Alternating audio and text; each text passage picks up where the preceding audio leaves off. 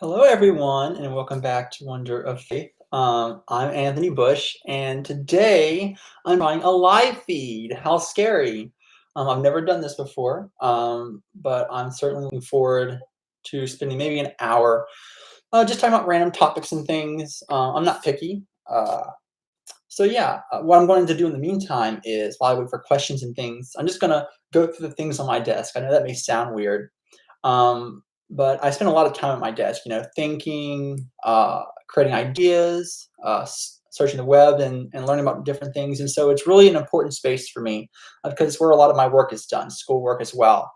So I'll just talk about a few things up here and what they mean to me, why they're here. Some of them have in-depth stories, so I can definitely take up some time with that. And in the meanwhile, please post a question or comment, and I'll gladly get to it. Okay, so the first thing, of course, has to be my personal copy of the Wondrous Orders. Here it is. It always sits right here. This is my computer, and under it, I have a little space for it. So it's always there for easy access for me, whether I'm doing a video on it or I want to look something up. It's always there. And it's also just a reminder, right? Like, this is what I'm about. If I want to serve the church, I want to be faithful to God, this is my promise. And so to see it there is kind of a physical representation of that promise for me to always see. Right next to it, I have this baby monorail. I love Disney a lot. And so I have a little Disney symbol on my desk.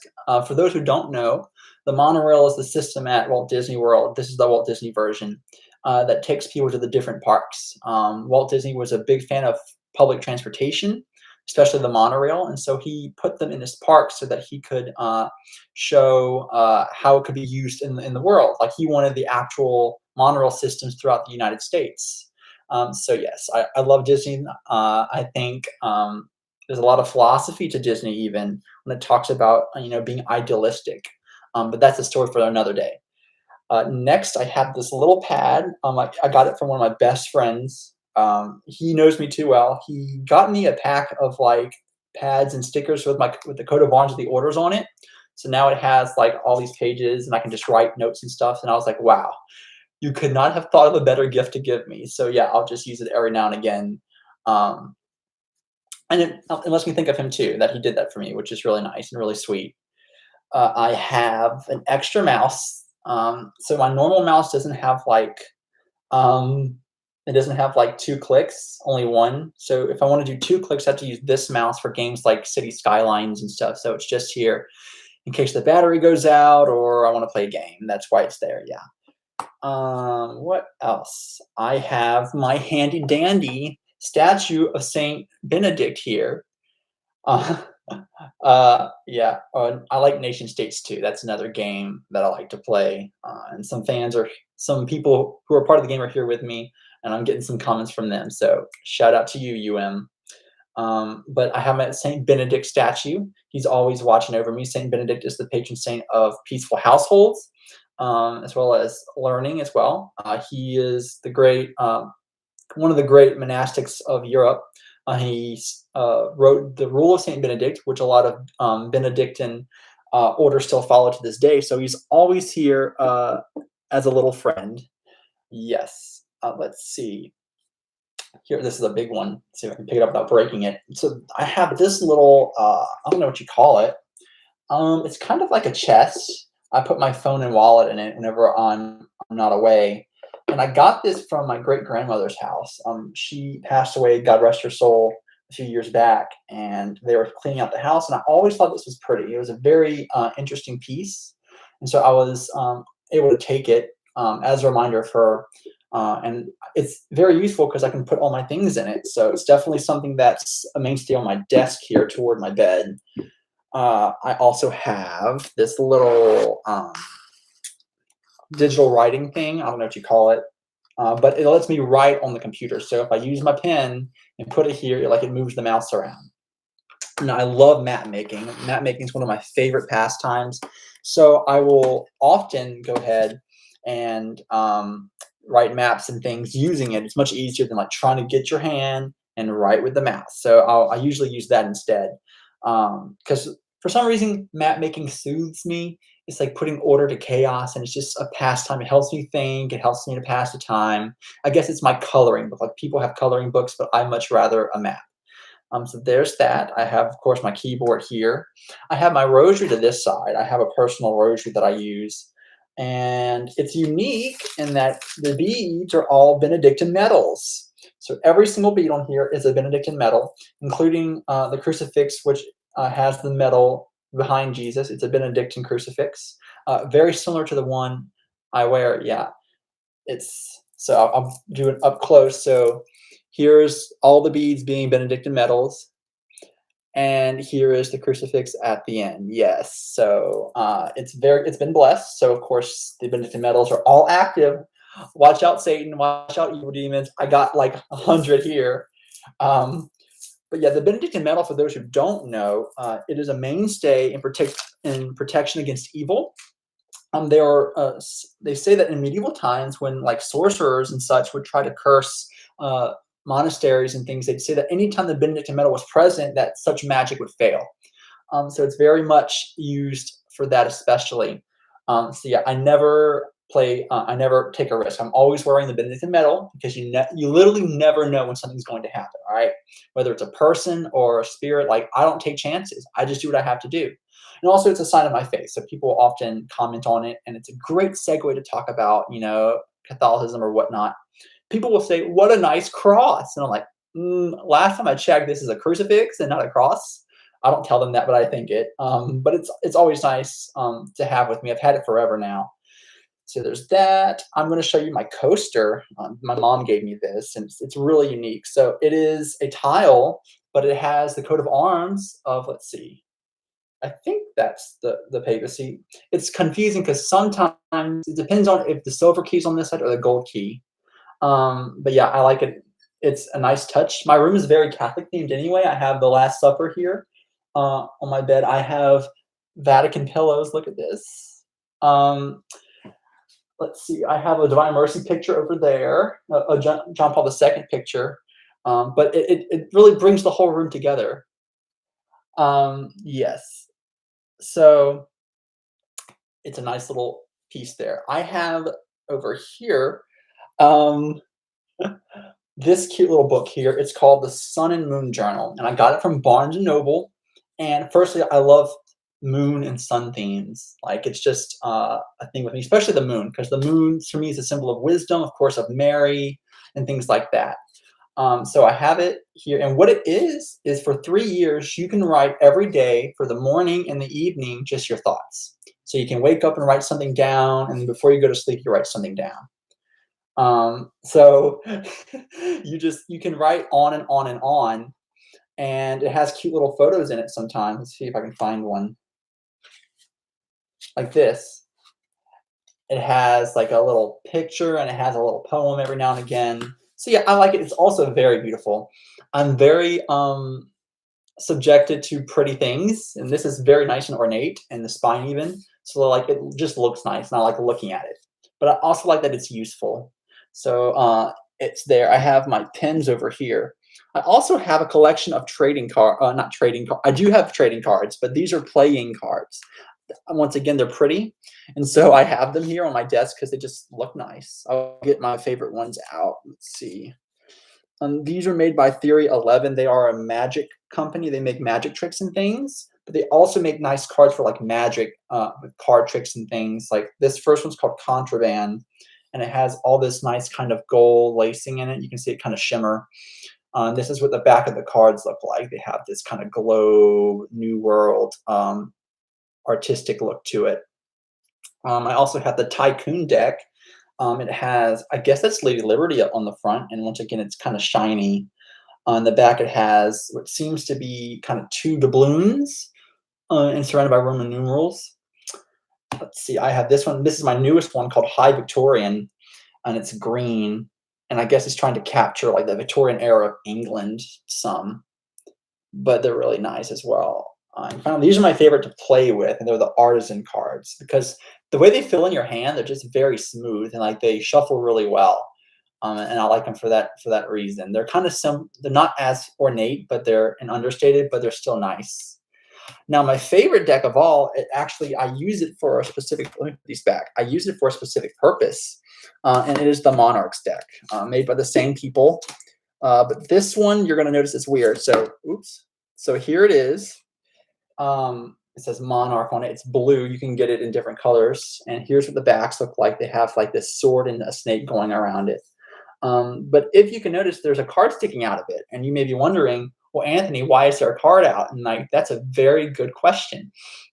The reason being, I have in the Wondrous Orders around 51 constitutions. So what I'll do if I'm going to Adoration, I will randomly take a card from the deck after I shuffle it, and I put it without looking into the book. And so each card in the deck corresponds to one constitution in the orders. So it would, if it's a heart, then it's constitutions 1 through 13, and it keeps going up. If it's a spade, it's 14 through 26, then 27 through 41, and it keeps going like that. So each suit and the number corresponds to a specific constitution. And I will say, most times, if I'm struggling with something, and whenever I pick the card and read it, it usually has to do with what I'm thinking about. Funnily enough, I had the Six of Spades here. It corresponds to my constitution on dealing with death. And I was reading this one before coming to college for this year, and I'm like, wow, is this the one I needed to read before coming? Is about dealing with a death or a loss. I'm like, that's not good. So I don't know what that was about, but it happened. It's fine. It's not a big deal. I also have, let's see, this cute little chest. Okay. So there is a Catholic television show called, or network called EWTN, which stands for Eternal Word Television Network.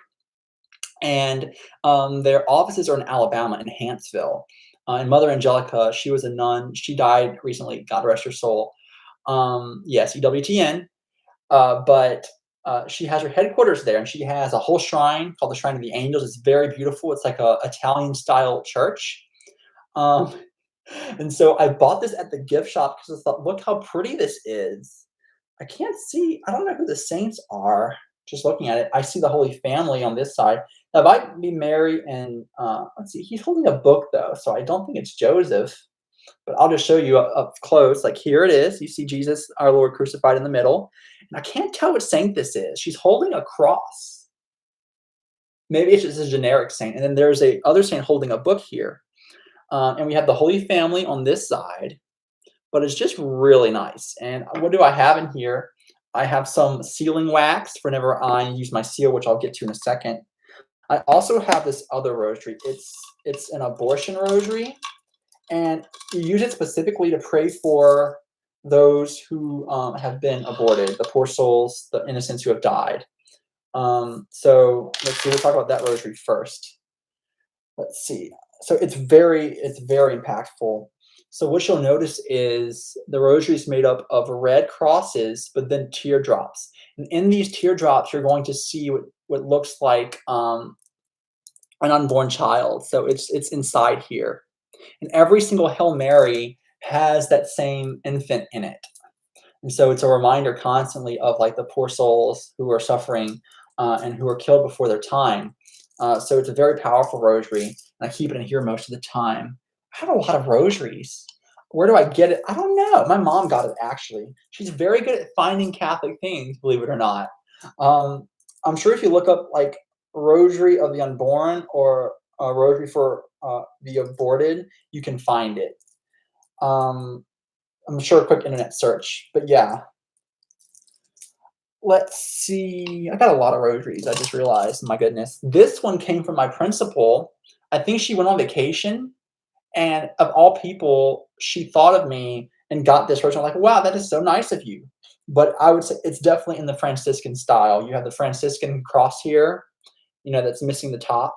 And then you have these, very simply done tied beads. So it's definitely, I would say, more Franciscan style rosary. It's simplistic, but it is a rosary. So of course, it's definitely suitable for prayer. And finally, the last rosary in the box is my Knights of Columbus rosary, because yes, I am a Knight of Columbus, 3rd degree.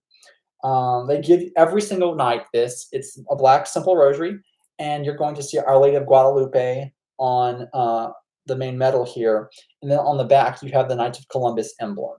So they'll give each of their members a rosary to pray for at events or just on your own, and it's considered the weapon. Like you've heard like Padre Pio, and people will say it is "Go get me my weapon," which is the rosary, because it is a very powerful um, prayer. And it's not the bead itself, right? It's not that we're saying this beaded circle is powerful, but it is the prayer that we pray on it that's powerful.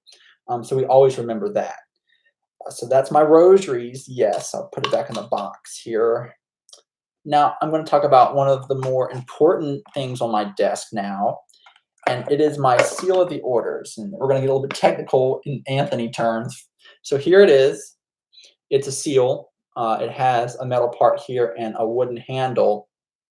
And this quite simply is the representation of my authority as a servant of God, as a baptized member, that my free will allows me to pursue the good or not to.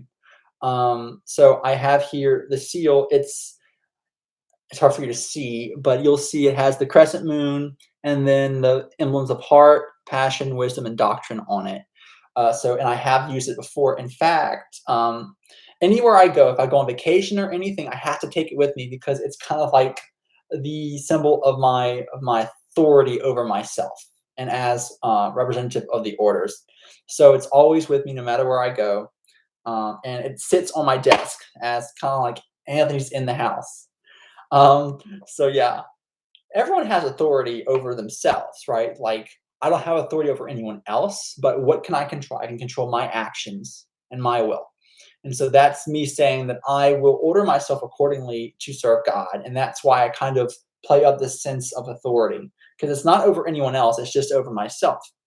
Um, I will show you how, whenever I've used it, I have it over here in my other table. My other table has like flags and, like I said, Divine Mercy and things. So I'll go get my collection real quick. Oh God. Okay.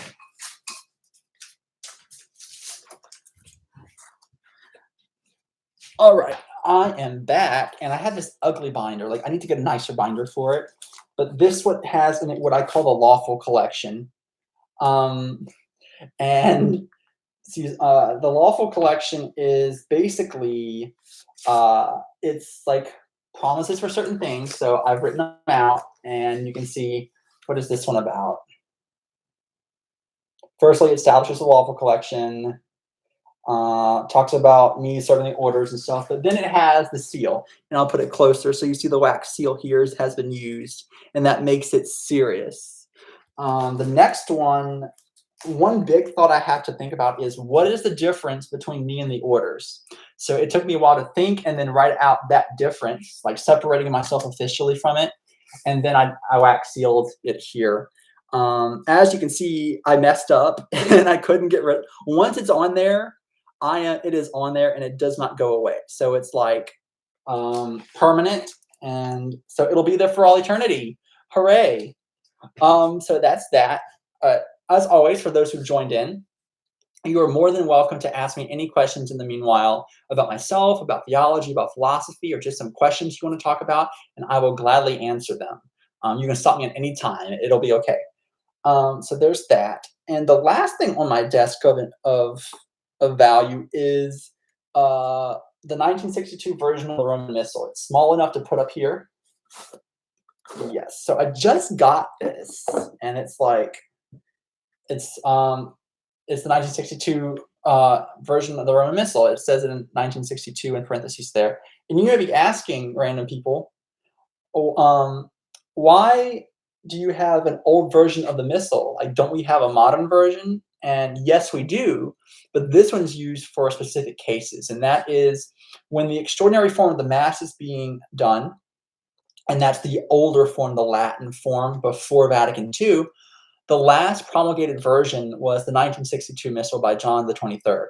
So Summorum Pontificum, which is a document by Pope Benedict XVI that allows the use of the older forms of Mass, he made it that the 1962 version is the one that is to be used.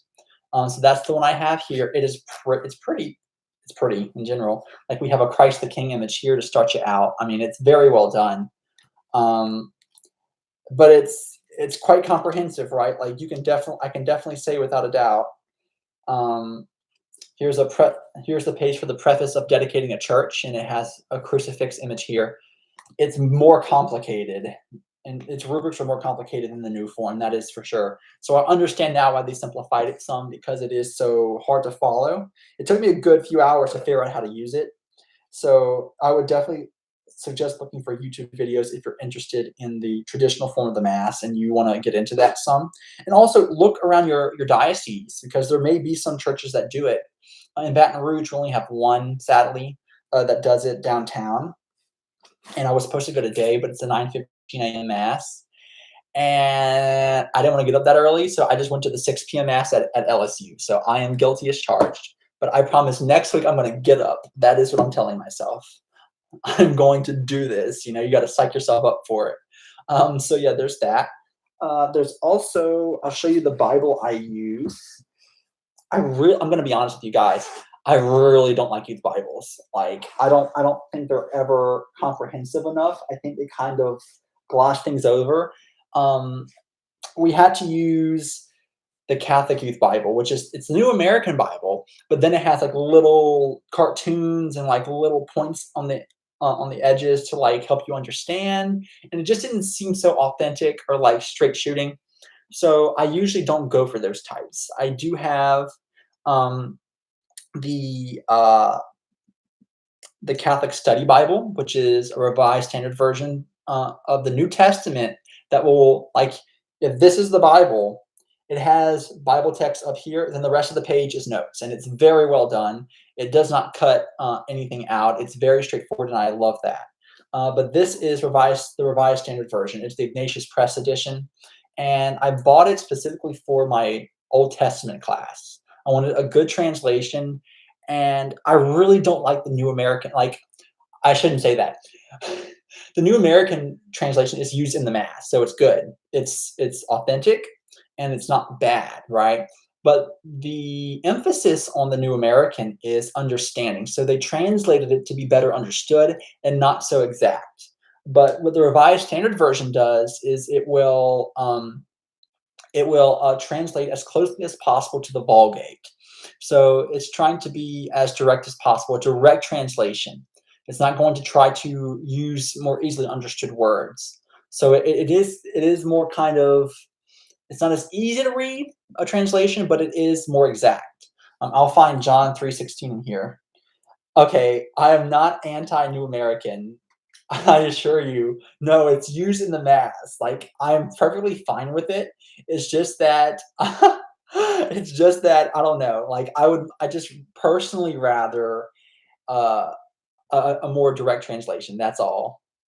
Dewey Rhymes, I do like the Dewey Rhymes Bible. In fact, this is based on it as well, because they're coming from the same source material, but it doesn't use all the these and thous. It's not trying to use Old English. It's more, it's trying to use as straightforward as possible a translation. So John 3, there's the 16. There it is. For God so loved the world that he gave his only begotten Son, that whoever believes in him should not perish, but have eternal life. That's kind of the generic, the verse we all go to like see Bible to Bible. Like if you go on Wikipedia and look at a translation, it'll have that verse so you can see how it runs. So it's not using old language, Old English, but it is trying to be as exact as possible. So you get bigger words. That's true. I had to look them up sometimes. But yeah, I like this version. It was very good for my class. I forgot what version. He was a rabbi, the professor. I forgot what version he used. Um, but yeah, this worked fine for me. Um, yes, one of Ewan just said that translated into 1,000 languages. I assume he means the Vulgate, which shouldn't be surprised, or the Bible in general. There actually is a Bible museum in DC, and they have like every translation. They try to get every single one in like every language, and they even have the ones that haven't gotten a version yet. So I thought that was pretty cool to visualize. Yeah, that's just the things on my desk and the things lying around. I just went through them. Oh, John 3:16 has been translated into 1,000 languages. That makes sense. Okay. So yeah, I'm here. If you have any questions, that's fine. And in the meanwhile, we can just talk about things. What have I been thinking about? You know what? I'm gonna get the books that I've been reading, and we can talk about those. Like, I'm just filling time. Like, I'm hoping to go for an hour. So it's been 25 minutes. So we have 35 left. So if you have any topics you want to talk about, by all means, please tell and we can talk about that. Let me get my two books I've been reading. Oh, let me get other things. Like, I can't stop, guys. I have too many things. Okay. Oh, okay. Okay. I was asked if you had to ban a Bible version, I would not. I don't know if I would go out of my way to ban a Bible version. Um, I would say the Jeffersonian Bible. If I had to get rid of one, it would be the Jeffersonian. Because what does Jefferson do with this Bible? He literally cuts out all the miraculous aspects of the New Testament and leaves just the preaching. And I don't think that's a very fair reading of the Bible because he was a deist anyway, so he was trying to be very rationalist and move away from the supernatural aspects.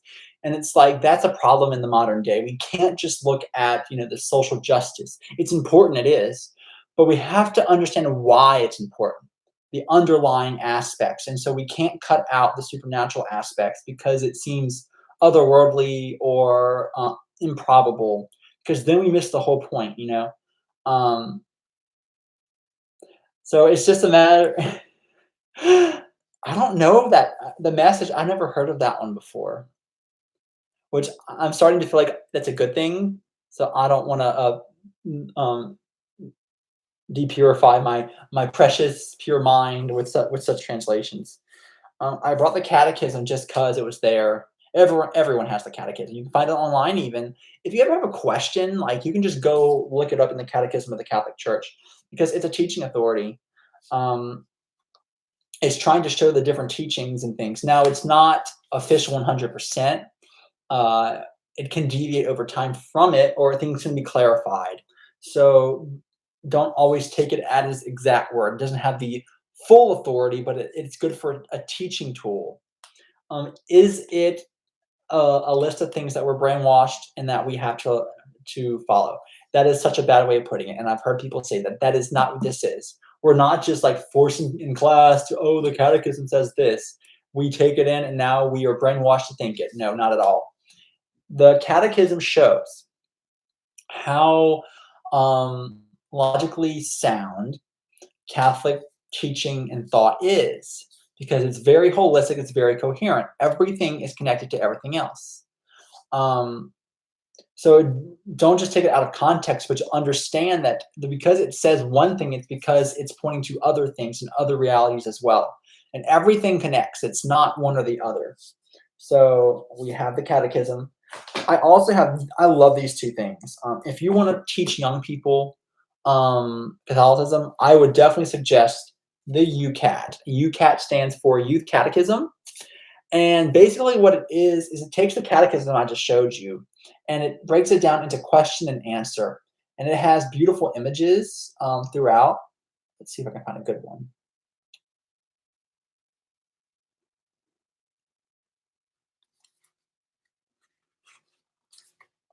I have images on every page. Okay, so like here's one. It has questions and then answers and then follow up and then quotes. So it just keeps going, and it's very well done. They gave them out at World Youth Day. I think the Polish one. Someone says that they've almost memorized it or like it's all up in their head, and like that's good because let's be honest, the catechism can be very technical sometimes, and if we're talking to 12 or 15-year-olds, it isn't always the best thing. I can read you an example question. Sure. Let's see. Question 210. How did Christ institute the Eucharist? And here's the answer. It's quoting Corinthians, 1 Corinthians chapter 11, verse 23 through 25. For I received from the Lord what I also delivered to you, that the Lord Jesus on the night when he was betrayed took bread, and when he had given thanks, he broke it and said, this is my body, which is for you. Do this in remembrance of me. In the same way, also the chalice after supper, saying, This chalice is the new covenant in my blood. Do this as often as you drink it in remembrance of me. And then it has follow up. The oldest account of the events in the upper room at the Last Supper, is by the Apostle Paul, who was not an eyewitness himself, but rather wrote down what was being preserved as a holy mystery by the young Christian community and was being celebrated in the liturgy. So it asks, and then goes on to ask, how important is the Eucharist for the church? What names are there for Jesus' meal with us, and what do they mean? And then they have little quotes. It was as though I heard a voice from on high. I am the food of the strong. Eat then of me and grow. But you will not transform me into yourself like food for the body, but rather you will be transformed into me. And that's St. Augustine who said that at the time of his conversion. So they have all like these philosophers and saints and stuff on the side that'll say things that will have to do with what we're talking about. So it's really nice. And it's like they saw how successful it was. So then we got something that's even more helpful because the Catechism doesn't cover this as much, and that is its sister book, the Ducat. The Ducat is all about Catholic social teaching. So it talks about what to do. I've read part of it so far. Like, what does the internet mean for the world? What does it mean to be a family, a community? What does it mean to have rights? It talks about all these things and it applies it to our world. And so it's really good for understanding how we are to function and act in the world. And I find it's really cool. I had to get my hand on it because it was written really well, I have to say. Like, I'm gonna tell you, if it's trash, I'm gonna tell you it's trash. Like, I don't like, because there are some out there, and we just don't go there. We don't mention those. But like, this is good quality, I have to say. But I'd start with UCAT if you wanted to start with one of the two. So there's that. Now, I went to Barnes and Noble, and the same day I got the Sun and Moon book, I also got these two books. I picked up How to Be a Friend by Cicero and Orthodoxy by G.K. Chesterton. I've been reading each one back and forth. I'll start with the friend one. To be honest, the reason I got this was to justify my understanding of friendship because, like, I don't think I have a problem knowing what friendship is, right? Like, I think about it a lot, but it's just good to have, a secondary support, right? It's like, um, it talks about it and it puts it in, yes. It has that Latin name. Let's see if I can find it. Laelius de Amicitia. I think Laelius is the main character that's talked about. It's written in dialogue form, like a Socratic dialogue, where there's people asking questions. So I basically have it so that I can like point to it when people tell me I'm being overblown or like I don't know what friendship is. I'm like, huh, let me pull out an old authority on it, then we can talk. It basically, and it has the bullet points here. Let's see. So he basically sums up the book, this guy who does the introduction. One, there are different kinds of friendships, and it talks about true friendships versus those for mutual gain and whatnot. Um, Two, only good people can be true friends. That one I had to think about because I hadn't put it in those words before, but it's true. Those who do not seek the good, those who do not want to be good, cannot have a true friendship because they don't know what it means to put others before themselves.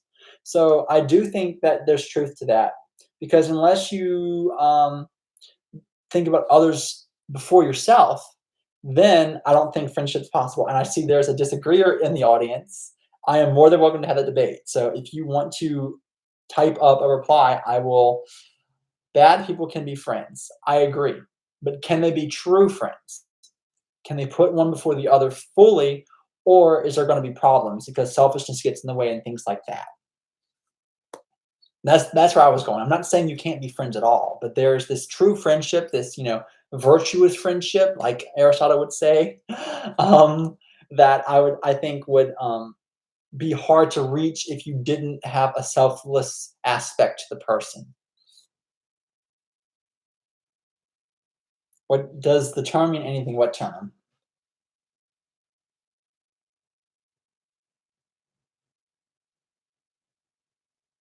Friends are friends.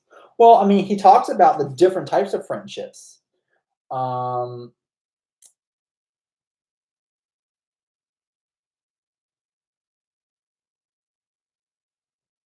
Maybe. It says here, people of poor moral character can have friends, but they can only be friends of utility for the simple reason that real friendship requires trust, wisdom, and basic goodness. Tyrants and scoundrels can use each other just as they can use good people, but bad people can never find real friendship in life. So it's not talking, I wouldn't say that it's not impossible, but it's just like the habits that you have, right? It's going to be very hard to be consistently a friend when you are unwilling to pursue the good or act in a good way. I guess I would say there probably are exceptions. You're right. There are people for some reason or another that can be good friends, um, but then be very bad people. I think that's true because they'll just trust their friends and that's it. But they're still using their friendships to do bad things. I don't know. I like definitions. That's why, as a philosopher, I like definitions. There's more than one type of friend. Um, maybe.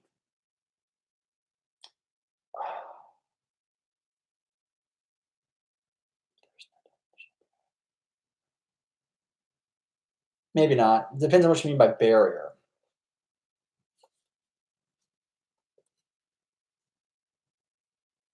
I do too. He doesn't define friendship, at least not specifically. He talks about what friendship yields or what it is, but I don't think he gives a one all definition. Maybe let's see in the points he tells us. Four friends make you a better person.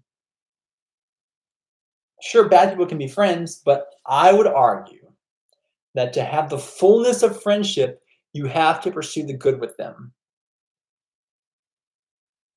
Right, they can be friends, but if you want friendship in its prime, then you have to both be willing to pursue the good. That's what I would argue. So I'd say yes, they can be friends, but they cannot have the fullness of friendship without that aspect of virtue or good. That's what I would say. Yes, pursue the good. That means to build character, to be selfless and give of self to others, put others before self. They can, but I think we can both agree that the bond of evil is much weaker than the bond of good.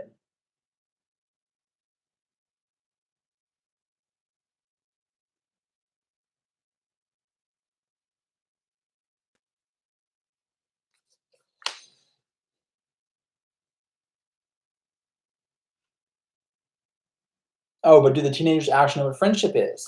Like, hey, he's gonna go steal something from that store, and as his friend, I'm not gonna tell on them. So, like, they can understand friendship, but I think as well, it takes time and maturity to come to understand the value and the power of friendship truly. We can have an understanding of it, but it becomes fuller over time as we experience it, and as we grow in wisdom, I'd say.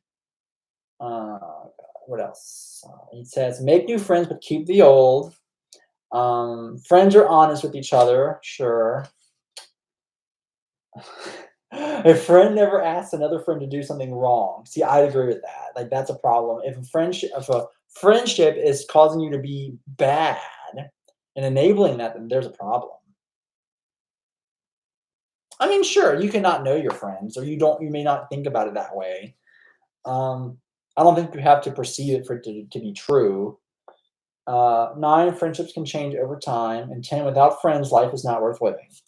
That's his 10 major points. Okay, I'll use an example. We have an understanding in the church that marriage is strongest when Christ is a part of it, when two spouses, man and woman, together live their life with Christ as a member of their partnerhood, because they want to be good. They want to have it filled with the Holy Spirit. Now, I'd say similarly for friendships, if it does not pursue the good mutually, then the friendship is not as strong because it doesn't have that underlying grace that makes it as solidified and good. I know natural marriage is a thing. Yes, natural marriage is a thing, but we know the sacramental marriage is different. It is different from natural marriage.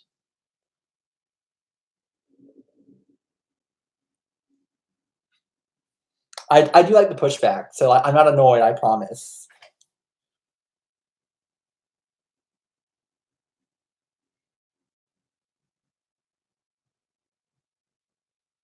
That's a good question.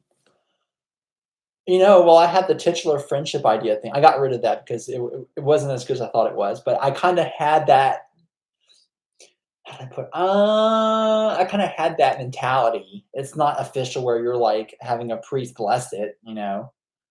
Um, oh, I don't know. I think just like we have sacramentals and sacraments, there is a specialness to friendship that pursues God. I'd say that has a special form to it. Um, my other book is Orthodoxy by G.K. Chesterton, and he wrote this when he was Anglican still, but he was on his way to becoming Catholic. And yes, friendship is a sacramental. I would go so far as to say that I wouldn't call it a sacrament because I'm not a heretic, but I would say it's a sacramental. Yes, G.K. Chesterton, here he is. So I haven't read the whole thing yet, but I like where he's going with it because he makes very interesting points. For one, he says the world has too many people that believe in themselves, and he says this because he claims that the insane asylum is already filled with people who believe in themselves. We don't need any more who believe in themselves, but rather people who believe in something greater than themselves. So he's trying to kind of attack these ideas at the time of like existentialism, I would assume, and like trying to make self the deity in a way. Um, so I can get on board with that. And then he goes on to say that insanity is not caused by a lack of reason. Rather, it's an overabundance of reason, of cyclicalness, but rather it's a lack of imagination that causes insanity. Because usually you'll have the rationalists kind of say that those who aren't in reality or those who aren't logical enough will be crazy. But he's saying it's the opposite, that it's actually those who can't let go of reason or they're stuck in a loop, that they're the insane ones, and that it's really a need for more imagination and creativity in the world that is necessary. So he goes on to say that. What else does he say? See, the Maniac, I read that chapter. He also goes into, he attacks Nietzsche and friends because he thinks they're over humble. It's like we're not capable. Yeah, there are a lot of Christian rationalists. Um, one particular person we've talked to before, my audience and I. But it's also good to understand, like he talks against, the existentialists, like they're too humble because we can't come to understand certain things. Like we have to give into our will. And he's like, no, like we have to be able to understand that we are capable of more than that. Like that's not a good idea. Um, he likes to sass people. I've noticed that. Like he'll just come out and start attacking people. It's hilarious. It's fun to read. Um, but yeah, that's as far as I've gotten thus far. But yeah, I'm looking forward to it. I'm gonna be honest with you. I zone out whenever I read this sometimes. I don't know if it's I'm not in the mood to read it or what, but sometimes it's just hard.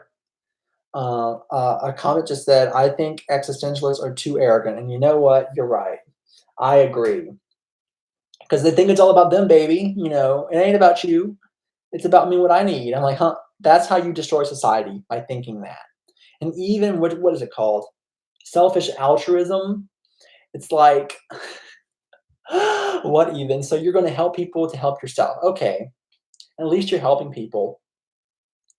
But except for Kierkegaard, I don't know. Soren was a little bit, I don't, he was very individualistic and like that's a problem, especially in the Christian understanding, because we understand it's not just about me and God, but it is about me and God and everyone else. You may like Soren, but I'm still questioning that. I love his writing style, like Fear and Trembling. The way he writes is beautiful, but his ideas are a little bit. I wouldn't say they're beneficial 100%. But others took what he said and others took what he said and then went down the cliff with it. I will agree. He didn't mean to have all that happen, right? Like they took it to a whole new level. Um, but Soren I can respect and appreciate him, even though I think he has some bad ideas. Yes. Um, so yeah, there's that. There's a question that I've often asked myself, and it may be a question that others ask too. Why is Anthony the way that he is? I've asked myself that a lot because you realize more and more. I'm sure you feel the same way, person watching this. It's like whenever you like meet other people and like you start to converse with them, you start to realize you're different from them, right? And then you have to ask, why are you different from them? And so it's a cycle. And I don't know the answer to that. I don't know if it's I was born like this or if it's the way I grew up, but I'm starkly different from my fellow college age kids around me. And I don't know. I can't explain it. Magic. um, I'm trying to think of an answer. I don't know. Well, I love the church very much. It's like I'm able to like see the beauty that is of the church, and the selflessness that she has and things. And so that really keeps me going in a way. Like I'm able to understand, appreciate, and see things like that. Like that. Yeah. I'm so happy I am who I am. Now don't get me wrong. I don't want to change myself. Lord have mercy. But it's a noticeable difference, right? Like I'm not gonna be out, saying random things for the fun or whatnot, or like trying to fit in. Like I have no desire to try to fit in or try to subjugate my person. So it's just all these factors together. Um, but yeah, so that's something I think about a lot. What else? I think about the orders a lot. I'm trying to revise it. I'm on my second edition. I'm going to lengthen it and revise some of its earlier parts. So that's a project I'm working on, and it's not going well. I was supposed to do it this summer and I didn't, because I'm lazy. But yeah, it'll go eventually, I hope. Um, but yeah, school is starting soon. I'm sure for you too, fellow high schoolers and college kids, wherever you may be. Uh, um, I don't know what to talk about. I mean, I always have ideas. I just don't know which is interesting. We have 13 minutes left, and you put your hands up too. Um, we talked about this before. I'm convinced that in when we are in the presence of the Eucharist, that there is something different about the place. That there's like a intuitive sensing of the Eucharistic presence that goes beyond just knowing it in your head, but like you can feel it almost. And I wanted to know if others felt the same way. Yeah, because it's almost like metaphysical, I'd say. And I've heard people say before, like a priest I heard in a homily, he brought a friend to the church to talk, and the person came in and said, "There's just something different about a Catholic church when you enter it." That's what they said, and they weren't Catholic. So I'm wondering if that is like it's something we can pick up on, because we all agree the fact that the Eucharist is there. Of course, that is the Eucharist is the pinnacle of physical existence. Christ present in the accidents of bread. That our God, God of all, is present, and so you almost can't help but think there is something else to it, right? Like such a divine presence and how it affects everything around it. So yeah, there's that. Um, what else? Oh, here's another one. Some people don't like this. I call it the narrowness gambit, and I've tried it before, but people don't like whenever I say this. But I think it's interesting to think about. Um, People like to call religious people very narrow-minded, and I think it's because they subscribe to a religious system and they don't deviate from it, that they appear narrow-minded. Now, narrowness kind of suggests that one is incapable of taking in new information. Oh, there's a question. It looks like a complicated one. Does the divine form transubstantiate as well, or does it become present with the physical transubstantiating?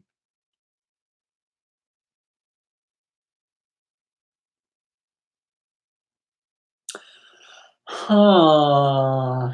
Well, we say body, blood, soul, and divinity, God, Christ are made present at the altar.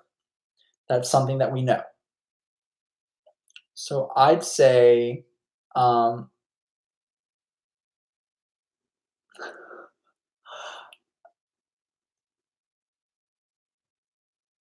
I mean, it cannot just be the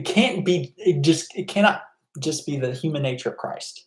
It has to be the divine nature of Christ because that's what the sacrificial element, the grace element is. I'd say, yeah, because neither is present before the consecration, and then they are both present after the consecration. So how do you make up for that unless you say, unless the exegesis is where the divine comes down? Because when the priest he calls down the Holy Spirit, right, to make the gifts transubstantiate. So you could argue that when the exegesis occurs, that the divine becomes present, and then transubstantiation is just the physical aspect. That sounds kind of fishy, though. I would lean on the side that say that both the divine and physical natures are made present during the elevation, like during the prayer itself, the Eucharistic prayer, that is. Um, how does being itself have accidentals?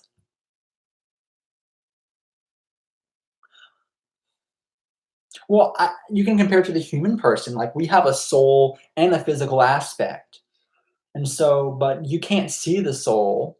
The soul comes in at conception, and it becomes part of it, and it has this physical aspect to it. So maybe similarly, divine form cannot have accidentals, as it would not be infinitely simple. no, no. The Oh gosh. Well, then how do you account for Christ being present on earth? Because he limited himself to the form, to his divinity being in physical form. So I think the same problem goes for Jesus whenever he was on earth. So it must be possible. We just don't know the logic behind it. That's the thing. God, of course, like I've had this argument with UN before that God can do anything, even limit himself. He does not have to continue in a certain fashion to maintain himself. He can choose not to do what he does, but he doesn't. So I'd say it is possible, but we just don't understand the means by which it's done. Our human capacity cannot get to it. They are separate, but they have to coexist and be present in the same place. Even if they're not the same, they are housed in the same person. So you still have to account for that, for those two being present. I don't think so.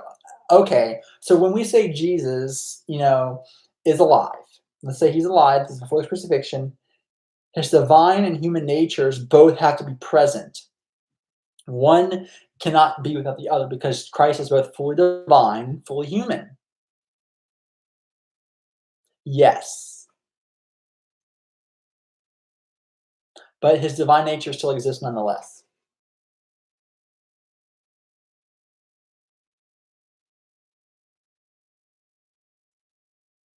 So are you arguing that the divine does not require an accident in the first place?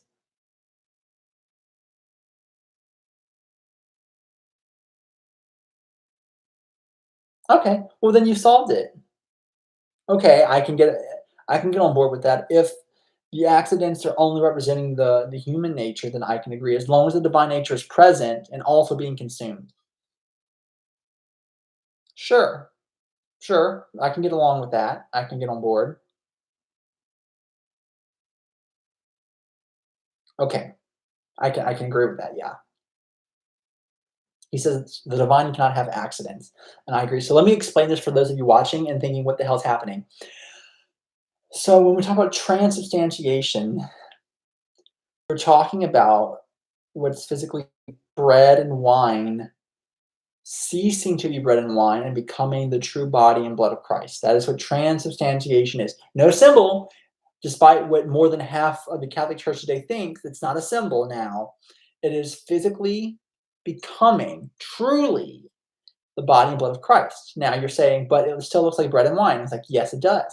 Because despite it's substantially changing, it still has what we call accidents or what we would or physical or properties that appear a certain way or feel a certain way. They still feel and taste and look like bread and wine. But the essence of what they are, the essentiality has fully become the body and blood of Christ. Once again, not a symbol, not just pretend, they have become the body and blood of Christ. I'm going to keep saying it because people don't seem to understand. It's not a symbol. We believe wholeheartedly that Christ is present, for sure, in the form of bread and wine. So that's the short version. And so what we're arguing is when that transformation occurs, that the bread that's there, that the accident, the physical representation, does it just represent the humanness of Christ or the divinity of Christ as well? Because he has two natures, fully divine and fully human. And so finally, we came to the consensus that it's just representing his human nature, but the divine nature is truly present as well, though it is not represented by bread or the accidents of the physical substance, the physicalness of it. I don't want to say substance because that implies the essentiality, the essential properties. So yeah, so as you can see, Catholicism can be very metaphysical too. Like it's not just ideas, but they're trying to understand how things come to be. That's what the church has always been, actually. Yeah, substance. That's why I have to rephrase. Substance is, and Aristotle talked about this as well. That things. Let me think of an example. Here's a book. It's made of paper. If it was made of plastic pages, it'd still be a book. So the fact that it's made of plastic does not change the fact that it's a book. So that is an accidental property of it, that what it's made of. Okay, it doesn't contribute to it being a book. So that's kind of the example. Or chair. If a chair is made of wood, or if it's changed to metal, all of a sudden it's still a chair. It doesn't change what it is. It just simply is an accidental property of it. Yes, the plastic is. What it's made of is accidental. So there is that. We have 3 minutes left. If you have a question or comment on anything, philosophy, theology, me, as long as it's not crazy, then you can ask.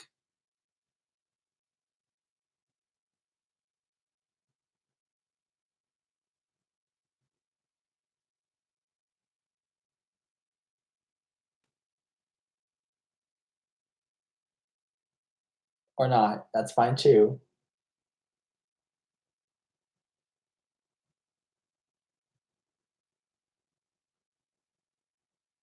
I will say I've had fun doing this, so I may. They're asking me who I like more of the two. My answer is going to be the one who annoys me the least, and I'm pretty sure you two can figure that out amongst yourselves.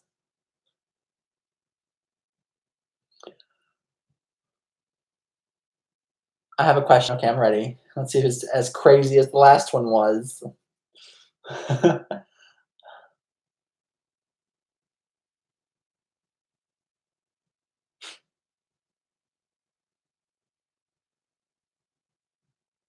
They're arguing over who they think is more annoying. I thought it was pretty evident, but maybe not.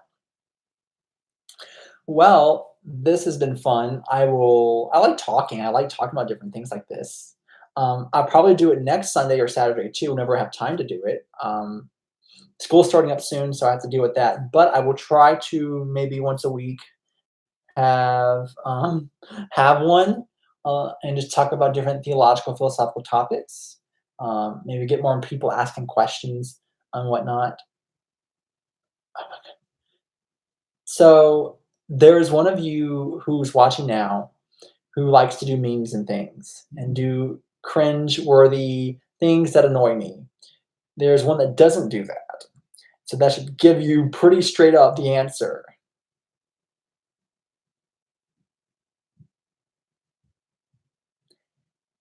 Anyway, I have been Anthony Bush, and this has been Wonder of Faith live.